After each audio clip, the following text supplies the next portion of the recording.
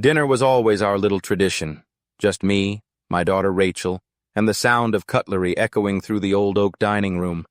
Her mother had died 15 years ago, and ever since, these dinners were our way of pretending we were still a family. But lately, something felt different. Rachel had been quieter. She'd scroll her phone between bites, glance at me with a polite, distant smile. The kind children wear when they're being patient with their aging parents. I told myself it was the wedding stress. She was getting married in a few months, and I wanted to believe that explained the distance. That night, though, I stopped believing. "Pass the salt, Dad," she said softly.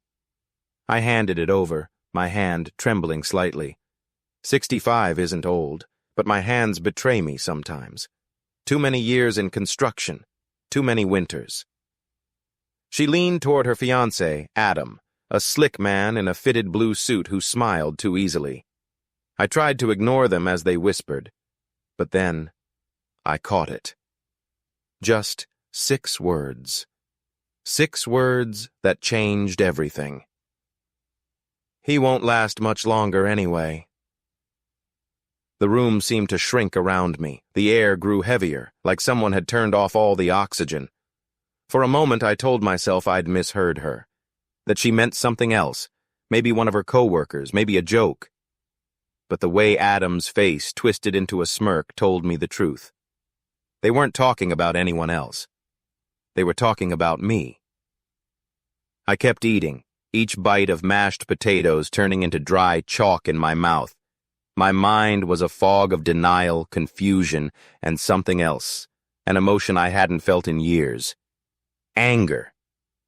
When the plates were cleared, Rachel kissed my cheek and thanked me for dinner. I forced a smile, the kind that hides pain like a mask. She left with Adam, laughing as they walked to their car. That laughter. It didn't sound like my daughter anymore. The silence afterward. Dee felt wrong, thick, suffocating. I sat there at the empty table, staring at the candle flickering low, the wax dripping onto the tablecloth her mother had loved. Her voice echoed again in my head. "He won't last much longer." Last much longer for what? For her to inherit everything? For her to take the only home her mother and I built together? Hours passed. The house creaked around me as the night deepened. Old wood, tired bones, like mine. I poured myself a glass of whiskey and sat in the dark living room, listening to the clock tick. That's when I heard it. Soft voices, coming from the hallway. I froze. Rachel's voice again, this time through the phone she'd left behind on the console by the door. She was still on the line with someone. I turned up the volume slightly. "Yes, he's still alive. No, he doesn't know yet. After the will is updated, we'll move him into care. It won't take long. The house will be ours soon enough." My hand clenched the glass so tightly it cracked. Whiskey spilled down my wrist, but I didn't feel it. I just stood there in silence, the kind that screams louder than any sound ever could. She thought I was dying. She thought I was weak. And worst of all, she thought I was blind. But she forgot one thing. I built this house with my bare hands. I know every nail, every secret corner, every echo it carries. And now, it would carry something else. Revenge. I stared out the window as her car lights disappeared down the street. My reflection looked back at me. Gray hair, tired eyes, a man fading into the background of his own life. But that night, I decided I wouldn't fade quietly. I would make her feel what betrayal tastes like. I would take back control, not with shouting, not with violence, but with silence, patience, and strategy. If she wanted me gone so badly, I'd give her what she wanted, but not the way she expected. The next morning, I called my lawyer. When he picked up, I asked calmly, "Tell me something. What happens if I decide to sell the house my daughter thinks she's about to inherit?" His pause told me everything I needed to hear. "If your own daughter whispered those words about you, what would you do?" Let me know in the comments below. And don't forget to subscribe. This story's just getting started. Morning came heavy, like the world itself had decided to weigh down on my chest. I barely slept. Rachel's words had replayed in my mind all night, looping like a song I didn't want to remember. The sky outside was pale and gray when I left the house. My old pickup coughed before starting, the engine whining like it didn't want to face another day either. As I drove to Harper Finch Law Office, I realized I wasn't angry anymore.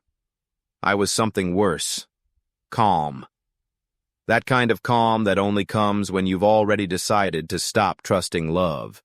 The office hadn't changed in 20 years. Same glass door. Same receptionist who greeted me with that practiced warmth people wear when they've forgotten what sincerity feels like. "Mr. Graham, how have you been?" I gave her a nod. "Still breathing," I said quietly. Inside, my lawyer, Thomas Finch, stood to greet me. Mid-40s, too well dressed for his own good, and always smiling like he was selling something. He'd handled everything for me since my wife died.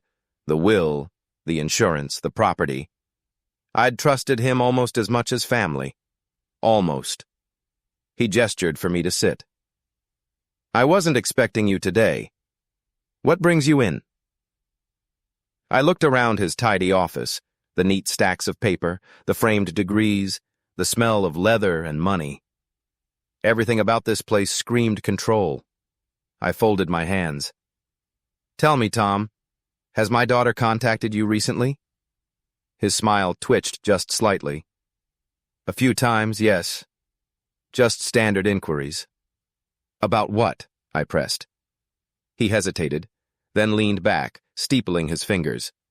"She wanted to confirm the details of your will, specifically the transfer of assets after, our passing."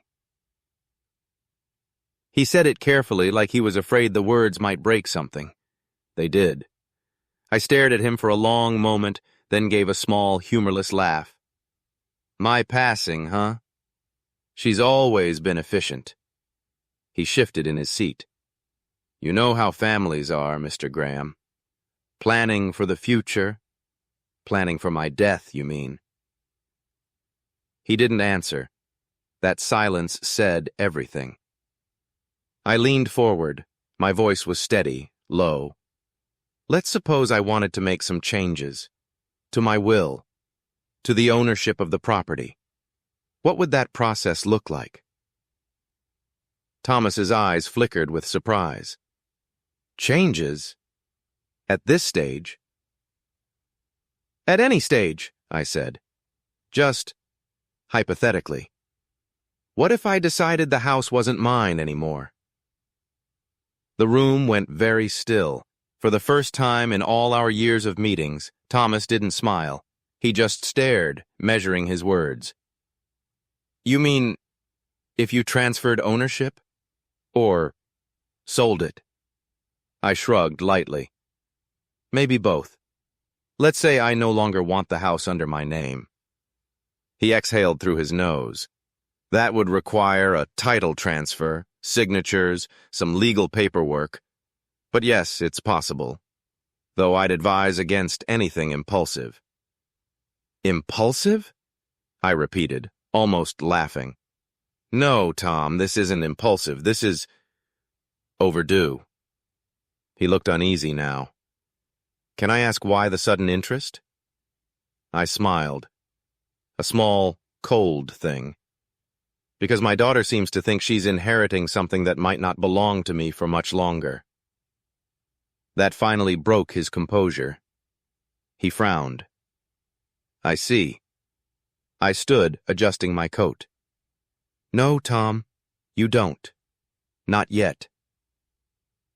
When I turned to leave, he said quietly, "Mr. Graham, are you sure you want to go down this path?" I stopped at the door and looked back at him. "I'm not sure of anything anymore, except one thing. It's time Rachel learns that nothing in this life is guaranteed, not even family." Outside, the wind had icked up, scattering leaves along the sidewalk. I lit a cigarette for the first time in a decade. Even though my doctor had told me to quit years ago, the smoke burned my lungs. But at least that pain felt earned. I stood there, watching the city move around me. Everyone lost in their own lives, their own selfish motives. And I realized something cruelly simple. People don't really betray you out of hatred. They do it out of hunger. And Rachel was starving for a life she hadn't earned. But if she wanted my house so badly, she was about to find out what it cost to take something from a man who'd built everything from nothing. That evening, I made a single phone call to an old friend from my construction days who now worked in real estate. When he picked up, I said quietly, "I want to sell the house, and I want it done fast. Don't tell anyone, especially my daughter." The line went silent for a moment before he replied, "You sure about this, Frank? That house is your whole life." I stared at my reflection in the car window, a tired man with nothing left to lose. "Exactly," I said. "Let's see what life looks like when I take it back." The next morning, I stood outside the house and looked at it as if for the first time in decades. It wasn't just brick and timber. It was 35 years of my life. Every nail, every wall, every patch of faded paint had a story. My wife's laughter still lived in the hallways, and my daughter's childhood echoes hid in the corners. But memories don't pay for betrayal. And this house, the one Rachel thought she'd inherit, was about to become the weapon I used to destroy her illusions. My old friend Mark Jeffers arrived right at 9. Same beard, same coffee-stained smile. We'd built houses together back in the 80s. He'd gone into real estate, I'd gone into retirement.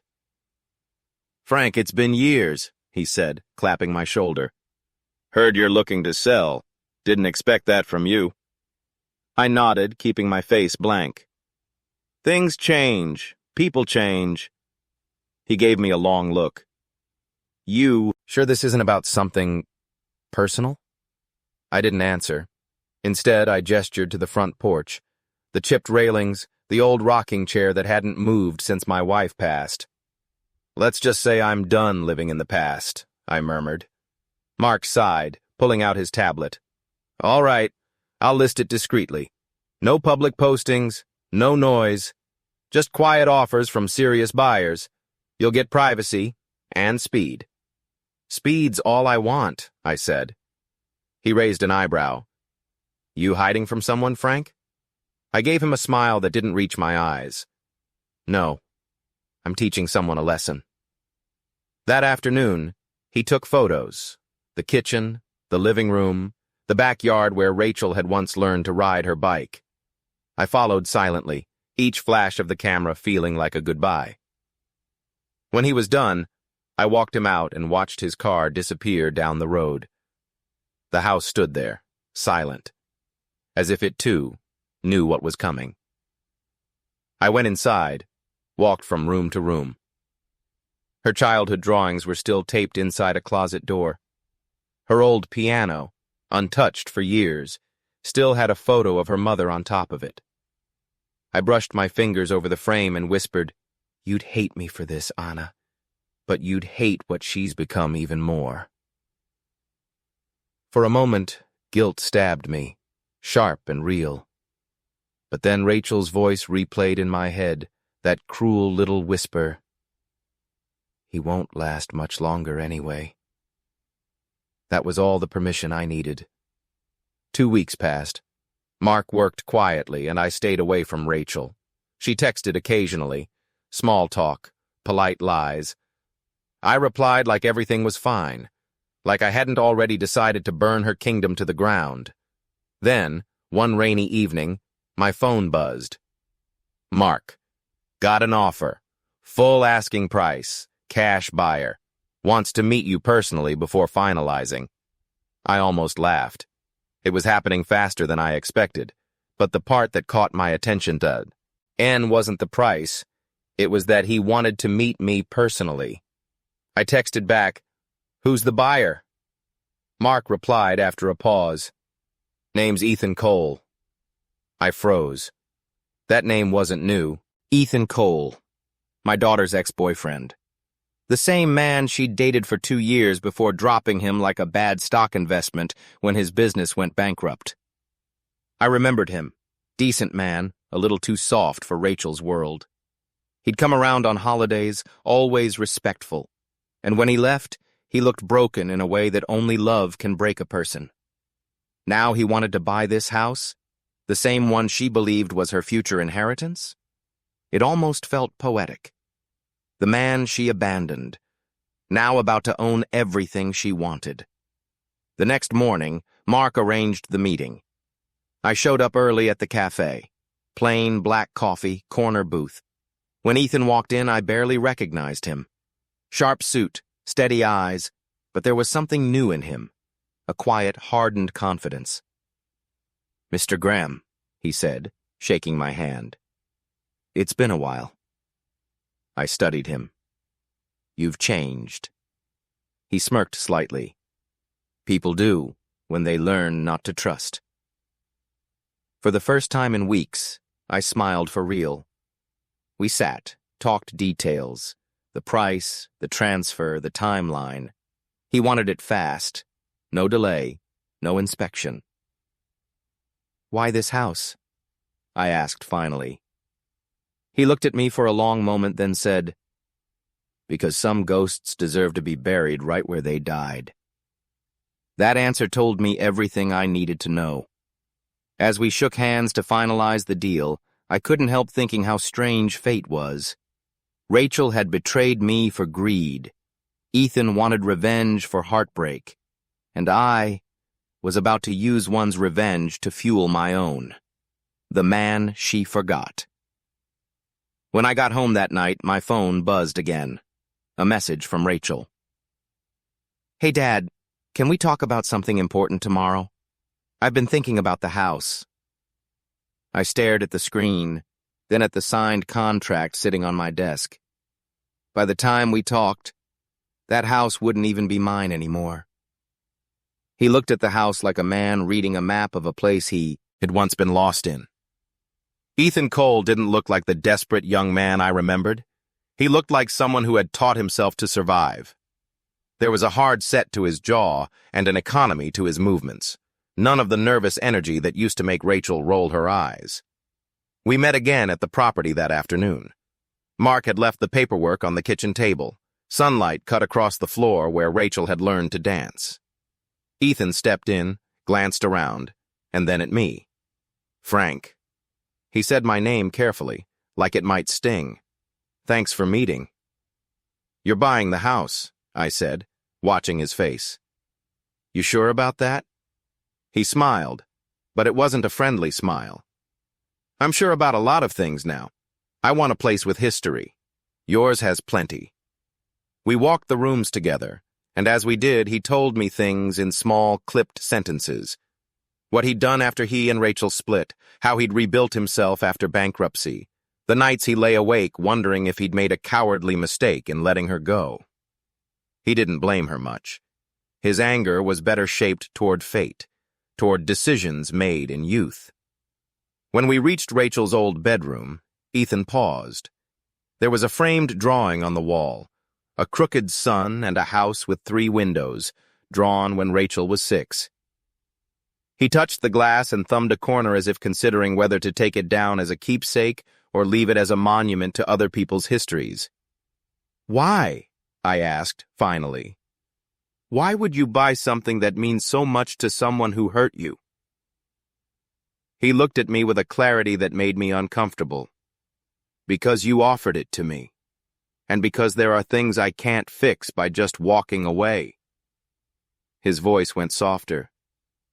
"Because sometimes living inside a place that remembers the past lets you face it. Or," he hesitated, "or it lets you change the ending." There was something rouse in that sentence. Not violence, but intent. I liked the sound of it. 2 broken people, different motives, converging on one consequence. We signed the paper. Ethan pressed the pen hard enough to leave an indent on the page. As he stood, he put a hand on my shoulder. an oddly filial gesture from a man my daughter had once loved. "Frank," he said, "if this is about more than money, I understand. You don't have to explain." I wanted to tell him everything, but revenge is a fragile machine. It runs best on parts that don't talk too much. So I nodded, gave him a curt smile, and told him, "Just keep it lived in, for now." He left, and the house felt different even before the key changed hands, as if by bringing him into it, a new sequence of events had already begun. That night, I sat on my porch and watched the glow of the street lamps. Rachel called. I let it ring. I wanted her to believe the world was the same and she'd won. Let her keep her sense of victory a little while longer. It would hurt more when it unraveled. At midnight, my phone buzzed. A short, anonymous message. "Tell her to check the attic before she gets married." I stared at the screen and felt the hair on my arms rise. I didn't send it to Rachel. I saved it and smiled. They'd planned an engagement party like it was a coronation. White balloons, a rented hall with twinkling lights, people who clinked glasses and practiced pity smiles. Rachel moved through the room like a queen making rounds, educated, rehearsed, untouchable. Adam at her side, grinning like he'd already signed the deed to everything he'd expect to inherit. I went because fathers go to these things. I wore a dark blazer that hid the thinness I tried to ignore. I practiced small talk, jokes, the kinds of lines men use to pretend everything is normal. Inside, my bones felt like a house built on sand. People congratulated Rachel, wrapped her in attention, and occasionally looked at me with sympathetic eyes that said, "You poor old man." Sympathy is a knife that turns both ways. I laughed when I had to. I clapped when they cut the cake. Between speeches, she came to me and kissed my cheek. "Dad, I can't thank you enough for everything," she whispered, the voice of someone who'd rehearsed gratitude. I kept my face neutral. "You're going to be part of our life, aren't you? You'll come with us. You know we'll take care of you." The room blurred for a second. The smell of perfume, the warm light, the hollow promise. "Of course," I said. My answer was not truth. I had plans she could not imagine. Halfway through the night, my phone buzzed in my pocket, Mark's name flashing. Sale finalized, funds transferred. The words hit me like the slap of a hand I'd once given a misbehaving boy, vivid, irrevocable. I excused myself and stepped into the cool night. Rain had started, gentle, as if the sky wanted to keep secrets. I stood by the curb, the city sounds muffled, and felt something like relief rise in me. Whatever I'd expected this revenge to feel like, it hadn't been this sweet and clean. It wasn't a scream, it was a soft, terrible satisfaction. When I re-entered the hall, people asked where I had been. I muttered something about a call and slid back into the stream, watching Rachel dancing with Adam. He dipped her theatrically, and she laughed, the sound a blade. A few of the guests sent looks my way, curious, nervous. Nobody suspected what had just changed under their feet. Later that night, as the party wound down, Ethan slipped in beside me with a plastic cup of coffee. "They're going to love this place," he said quietly. "It'll give them what they expect." He stirred his cup with a small, deliberate motion. "You did the right thing, Frank." "You think this will ruin her?" I asked. Ethan shrugged. "I think it will force truth out. People get sloppy when they think everything is certain." We watched as Rachel hugged her mother's old friends and took pictures. Her joy was a bright costume that would tear at the seams when she least expected. On my way home, my mailbox had a plain envelope with no return address. Inside was a photograph of Rachel. Not posed, but caught leaving the house late at night, hair up, face tight with worry. Someone had been watching. Someone who wanted something. I folded the photograph and slid it into my wallet. I felt the smell of smoke and knew the fire was close. I walked through the house one last time before handing it over. The rooms held ghosts in every corner. My wife's glass on the kitchen counter, the dent in the hallway where a toy had once met the wall, the faded patch of carpet by the fireplace where Rachel used to nap. Memory pressed heavy, and for a moment I thought I might break down and cry. Instead, I catalogued everything like an architect about to demolish a building, noting what must go, what must stay. There were practical things to do: remove personal documents, lock away my late wife's letters, take down family photographs that could be misused or used for leverage. I boxed the albums and slid them to the back of a closet. Part of me wanted to leave traces, breadcrumbs she could choke on later. Another part wanted to obliterate the past so nothing could be reclaimed. Mark and a small crew arrived before dawn, quiet and efficient. They moved in with blankets and white gloves like mourners at a funeral for something living. I directed who should take what. I watched them carry Rachel's old bed frame out like it was an offering to some false future. When they bundled the piano onto the truck, a sickness rose in me, but I breathed through it. This was war without bullets. You can't fight a war with sentiment. Neighbors whispered. Some waved as if we were clearing out an old chapter. Others pretended not to notice. No one came to stop the white van from filling with my history. The sale had been discreet. No listing, no open house. But that didn't keep the word from moving through the block like gossip. By lunchtime, the truck had gone. The house looked smaller, like a vessel emptied of the very thing that gave it meaning. I locked the front door, pocketed the keys, and walked away. I could have stayed. I could have stood in the yard and watched them nail the last board in place. Instead, I turned and walked toward my rented apartment across town. It was smaller, colder, and intentionally unremarkable. The kind of place a man chooses when he wants to be invisible. That evening, Rachel called. Her voice was raw. "Dad, there are men here. They're moving things out. They say this is my house, but they're taking everything." Her words tumbled out, a ragged string of disbelief and panic. Her panic hit me like ice water.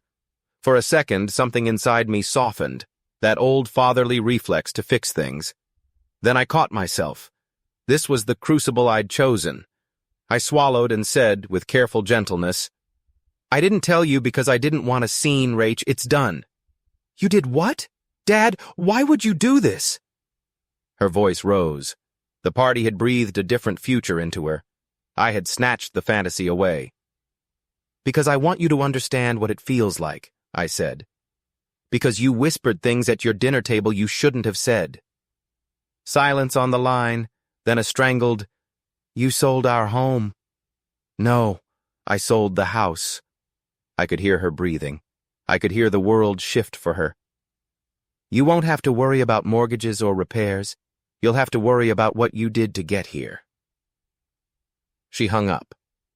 I sat in the dim light and felt a cold joy prickle up my spine, followed immediately by a hollow that made me clamp my jaw.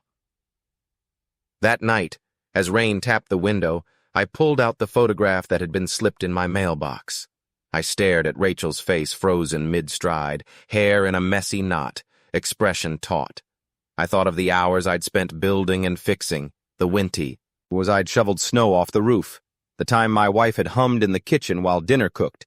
I thought, briefly and dangerously, that I'd taken too much. But the thought passed. The door had closed. Lessons had to be learned the hard way. Before I turned off the light, my phone buzzed. A message from an unknown number. "You shouldn't have done that. She's not alone." I stared into the dark and wondered which was worse, the house gone, or the idea that something worse was coming because of it. Rain hadn't stopped for 3 days. It fell like a punishment, soft but relentless, soaking everything it touched. I sat by the window of my apartment, watching cars crawl by when the buzzer screamed, "Dad, open the door!" Rachel's voice, sharp, uncontrolled, the kind of voice that carries heartbreak and accusation in equal measure. I pressed the button. She stormed in before I could speak. Her hair was wet, her eyes red, and in her hand was a stack of papers. The sale deed, bank receipts, and Ethan's signature at the bottom. "You sold my childhood, Dad!" she shouted. "For what? For some stupid lesson?" She slammed the papers on the table. "You think you're teaching me something? You think this is love?" I looked at her. The same face that used to beg me for bedtime stories now trembling with rage. "I did what I had to," I said. "You made choices, Rachel. Cruel ones. You forgot who stood by you when everyone else left." Her voice cracked. "That doesn't give you the right to ruin me." I stood. My hand trembled, not from fear but restraint. "Ruin you? No. I'm reminding you. You built your life on pretense and pride. Both will fall faster than the rain outside." She laughed bitterly. "You're sick. You've lost everything. Mom, your job, now your mind. You think revenge will fill that hole?" I stepped closer, my voice low. "Revenge doesn't fill holes, Rachel. It digs new ones. And sometimes I like watching people fall in." Her jaw clenched. She turned toward the door, but then stopped and threw one last line like a knife. "You'll regret to, his dad. You've started something you can't control." The door slammed. Silence returned, heavy and final. I sat down, staring at the papers she left behind. My reflection in the window looked like a stranger, cold, gray, distant. For the first time, I wondered if she was right. But then my phone buzzed again. Another message. "Don't worry, she's already learning. The next step begins tonight." No name, no number, just that single sentence. A promise or a threat. I picked up my coat and stepped into the rain. If someone else was part of this, I needed to find out who, because revenge was supposed to be my game, and someone had just joined it uninvited. The night had teeth, the kind that bit without warning. I reached Ethan's new house just before midnight, the same house I'd once called home. Its lights glowed faintly through the curtains, a golden heartbeat in the storm. I knocked once. No answer. Knocked again. The door creaked open. Inside, silence. Boxes half open, papers scattered. A whiskey glass on the table, half full, still warm. Ethan had been here recently. Then I heard it. Footsteps above me. Slow, careful, intentional. I climbed the stairs, heart pounding like a drum in a funeral march. The door to Rachel's old bedroom was slightly open. I pushed it. Ethan stood there facing the wall, staring at something I couldn't see. On the wall, pinned neatly, were photographs. Rachel, her fiancé, Adam, her car, all recent, all taken secretly. Each picture had dates written in red ink beneath them. The most recent one said yesterday.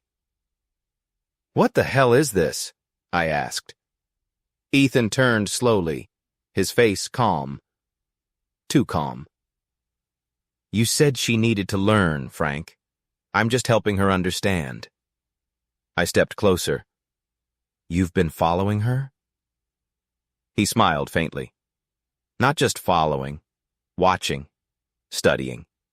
You think pain teaches people, but pain only wakes them up. Fear teaches them how to listen." My stomach twisted. I had wanted control. But Ethan, he wanted something else entirely. "You're crossing a line," I said. He shook his head. "No. You drew the line, Frank. I'm just walking on it." He looked back at the wall, eyes narrowing. "She deserves more than guilt. She deserves to lose everything she built from your name." I realized then that my revenge had become his obsession, and I'd opened the door for him. "Where is she now?" I asked quietly. Ethan smiled, almost tenderly. "You'll find out soon." He turned and left the room, brushing past me like a ghost. Outside, his car engine roared to life and disappeared into the rain. I stared at the photographs. The last one, Rachel walking toward a church, had a faint reflection in the window beside her. A man's outline. Ethan's. My blood ran cold. I grabbed my coat, the photos, and my gun, the same one I hadn't touched since my wife's death. Rachel might have betrayed me, but she was still my blood.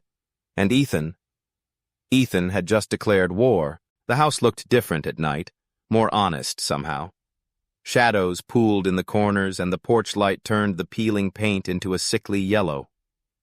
I'd told myself I wouldn't watch.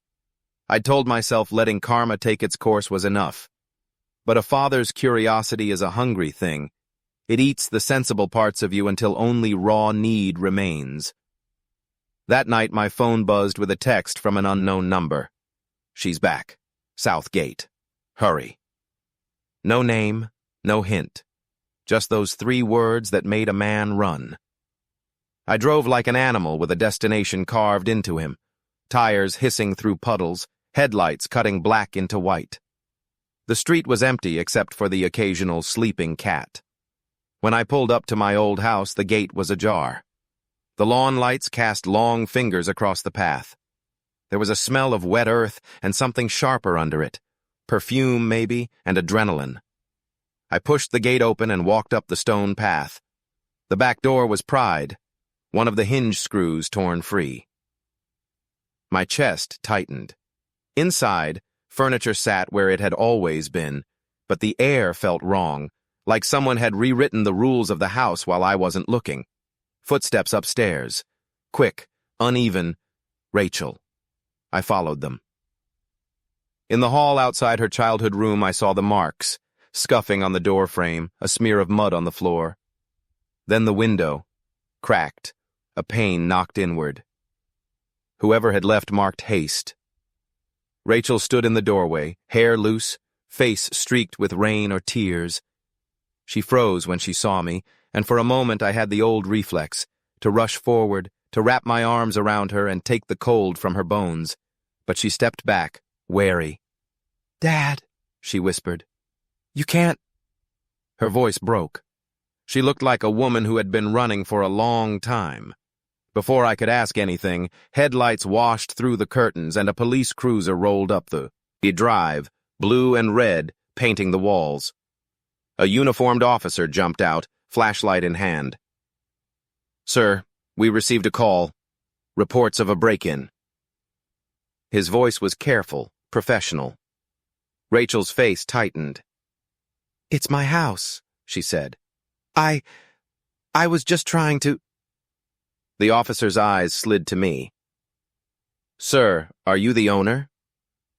The word landed like a stone. My fingers tightened on the photograph in my pocket. The one with her walking toward the church. The one someone had slipped into my mailbox. For the first time, I felt the true scale of my decision. I'd made my daughter trespass into her childhood home. "Name?" the officer asked. "Rachel Graham," she said, voice thin. "But—" 2 officers moved forward with gloves and straps. They asked for identification, for explanation. Rachel's answers tangled. She looked smaller than the woman who'd laughed at her engagement party. I thought it was still ours. I wanted to collect a few things. It was stupid." There was shame in her tone, and behind it, raw panic. They read her rights. One handcuff clicked like a verdict. The sound made my ears ring. "You're under arrest for trespassing and breaking and entering," the officer said. Adam, her fiancé. Where was he? The police took a report. They photographed the window, the mud, the torn curtain. Someone later said the call had come from a neighbor who'd seen a shadow through the curtains and assumed criminal intent.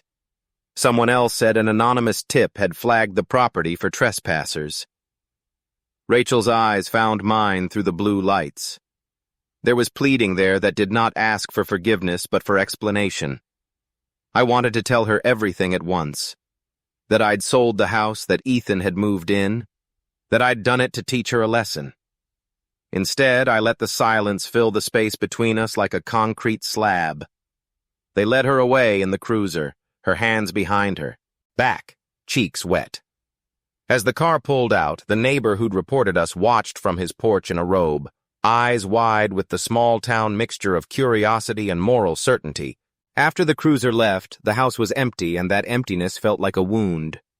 My phone buzzed. Another unknown number. Text. Keep her quiet for a little while. She'll say things she shouldn't. No sender, no hint. Just suggestion and menace. I stood under the porch light, rain soaking my collar, and made the worst phone call I'd ever considered making. I dialed the only number I hoped wouldn't be recorded. Ethan's. When he answered, his voice was calm. "Did she go quietly?"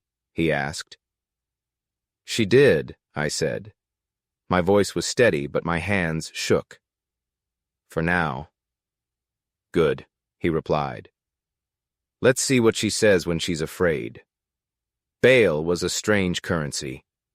It buys time, not truth. I sat in the police station lobby and watched the fluorescent lights buzz like judgment. The walls smelled of coffee and old paper. Families in small towns always seemed to carry their dramas to the same beige benches like ritual. When Rachel was brought through the door, the handcuffs had left fresh marks on her wrists. The officer who'd processed her gave me a look that mixed apology and procedure. "If you want to post bond, we can do that now," he said. I had money. I had always had money tucked away for practical things. A roof repair, an emergency. I reached into my coat and slid my card across the counter. My hands were steady now. The adrenaline had turned to a cold, careful logic. Get her out, then decide what to say. When she stepped out into the hallway, she avoided looking at me. Her eyes were bloodshot, hair damp from being marched from the cell to the processing room. She smelled faintly of antiseptic and the cheap soap the station used. "You shouldn't have come," she whispered when we were finally alone. "You made this happen."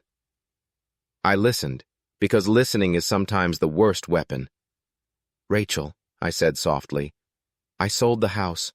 I sold it before you broke in." The words hit each, her like a physical thing. She staggered as if struck. Her hands flew to her mouth. "Why?" she choked. "Why would you—" "Because you whispered I wouldn't last. Because you planned for my death like it was a dinner menu," I said, the words tasting like ash. "Because there are things you need to learn that love alone won't teach." She laughed, a sound of someone who has been hollowed out. "You don't get to teach me anything by stealing my life. You just—" Her voice cut off and she swallowed hard. "You just made me look like a criminal." We sat in the car outside the station while the rain stitched patterns on the windshield. I started the engine but didn't move. "Tell me the truth, Rach. About Adam. About the debts. About why you thought you had to break in." Her hands gripped the steering wheel as if it were an anchor. "Adam's been—" She stopped and looked at me like a child asking permission to speak. "He's been calling favors, loans. He's signed things in my name. We thought selling the house after the wedding would fix it. I didn't want to hurt you. I wanted to protect you." Her confession was like a key turning somewhere deep inside me. Protect me? She had whispered I'd be gone. She'd planned. She'd been smart in the most terrible way. Anger mixed with an unexpected, aching pity. I had expected greed. Instead, there was fear, and fear cuts the same as greed. She rummaged in her purse and pulled out a folded sheet of paper. A letter, the edges soft from being handled often. She unfolded it and handed it to me with trembling fingers. "This is for Mom," she said. "I wrote it years ago. I never sent it." The letter was raw, a daughter confessing to small betrayals, to a secret bank account, to favors paid to keep a father comfortable and unaware. She'd been paying for my medical tests, scheduling appointments in secret, pretending to buy groceries when she was, in fact, redirecting funds. She'd carried guilt like a Bible, and in her attempt to secure the future, she had crossed the line. I read the letter twice. The woman I'd raised had been caught in a web of her own making, not purely villainous, but desperate and ashamed. Then my phone buzzed. A text from the police. "We found signs of forced entry at the property. CCTV shows 2 figures. One matches the description of Adam." The message ended with an evidence case number and the officer's initials. I felt something cold and electric coil in my stomach. Adam. He'd been the one to prompt the mortgage frenzy, the loans in her name.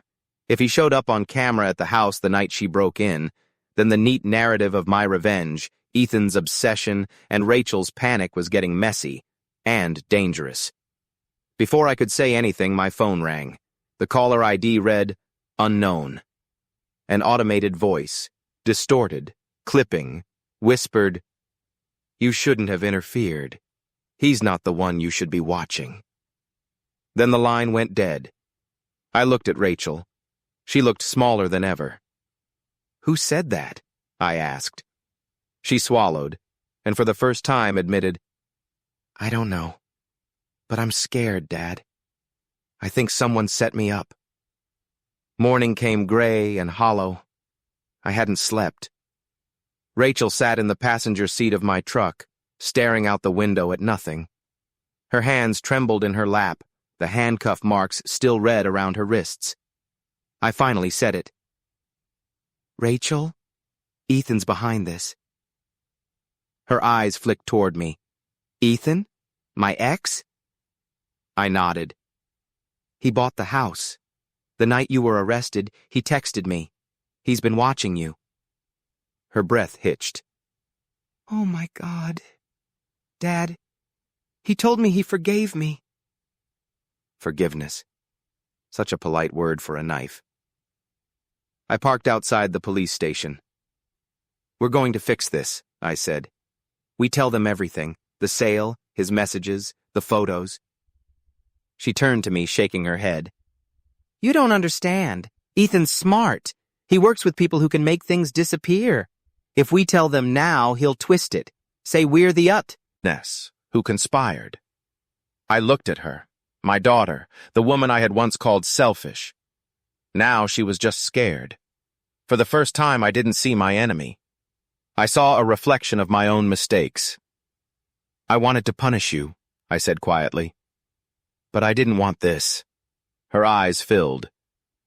"You already punished me, Dad. You just didn't know how deep the cut would go." That evening I went back to my apartment. One single lamp burned near my chair, the one where I used to read bedtime stories to her. The walls seemed smaller now, the silence thicker. There was an envelope on the table, unmarked. I opened it. Inside was a photo. Ethan standing in front of the sold house, smiling. Behind him, faintly visible through the window, was a woman's silhouette. My heart slowed. I turned the photo over.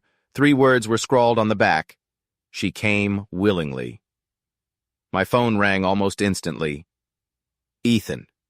"You got my gift?" he asked. "What did you do?" I demanded. "Nothing she didn't want. You see, Frank, revenge is a family trait." He hung up. I froze. My pulse thundered. Rachel hadn't answered my texts all afternoon. Without thinking, I grabbed my gun, coat, and keys. The drive to the old house was a blur of headlights and panic. When I arrived, the front door stood open. Wind hissed through the hallway. Upstairs, in the same room where the photographs had once hung, I found Rachel, tied to a chair. Her mouth gagged, eyes wild with fear. Ethan stood behind her, calm as ever, a revolver resting lazily in his hand. You said she needed a lesson, he said. I'm just finishing the curriculum. I leveled my gun. You don't want to do this. He smiled faintly. On the contrary, Frank, you started it. The room filled with silence, the kind that hums just before something breaks. The thunder outside cracked, and in that instant, a gun fired. One sound, one scream, one truth about to surface. When my vision cleared, the smell of gunpowder clung to everything. Rachel sobbed, bound to the chair. Ethan lay on the floor, bleeding, not dead, but close. My gun smoked faintly in my hand. For a long time, no one moved. The storm outside had gone quiet, leaving behind the heavy stillness of aftermath. "Dad," she whispered, tears streaking her face. You shot him." I stared at Ethan. "He left me no choice." He laughed weakly through blood. Funny, how revenge always finds a way to kill the wrong person. I knelt beside him. "Why her, Ethan?" His voice was a rasp. "Because she killed me long before this, Frank. You just gave me the gun." He coughed once, hard, and went still. His hand slipped from mine, lifeless. I stood there, shaking, staring at what my anger had become, a corpse on my old bedroom floor. Rachel sobbed harder. I freed her wrists. She collapsed into my arms like a child. For a long time, we didn't speak. Then she whispered, "You wanted to teach me something, didn't you?" I nodded slowly. "Yes, that greed, betrayal, they ruin everything." But I forgot. Revenge ruins faster. She looked at me, eyes swollen but alive. "So what happens now?" I didn't answer right away. I walked to the window, staring out at the gray dawn rising over the house I no longer owned. Police sirens wailed in the distance. Someone had heard the shot. "I'll take the blame," I said quietly. "You'll tell them it was self-defense. He broke in. He threatened you. I arrived too late." She shook her head. "No, Dad. Not this time. We both pay for what we did." I smiled faintly, sad, tired. That's my girl. When the officers arrived, they found me sitting in the hallway, hands on my knees, gun placed neatly beside me. I told them the story exactly as it had happened, minus the obsession, the blackmail, the messages. Some truths are too heavy for the world to hold, and Rachel was taken to the hospital. I was taken to the station, in separate cars under the same rain. The detective asked me later, "Do you regret selling that house?" I thought for a long moment before answering. "No," I said. "But I regret what it cost to teach her what home really means." He didn't understand. Most people wouldn't. Months later, in a halfway house where they let old men like me wait for trial, I received a letter. It was from Rachel. "Dad, I visited the house today. It's empty now, but it doesn't feel haunted anymore. I left Mom's picture on the windowsill, said goodbye properly this time. When I stood there, I finally understood what you meant. Revenge doesn't end with victory. It ends with silence. I love you. R." I folded the letter and looked out the window. The world outside was quiet, and for the first time in years, so was I. You can sell a house. You can bury a memory. But you can never outrun the price of revenge. If this story hit you hard, remember, revenge never truly ends. Tell me in the comments, was the father justified, or did he go too far? And subscribe to Revenge Roots. More true-to-life stories like this are coming,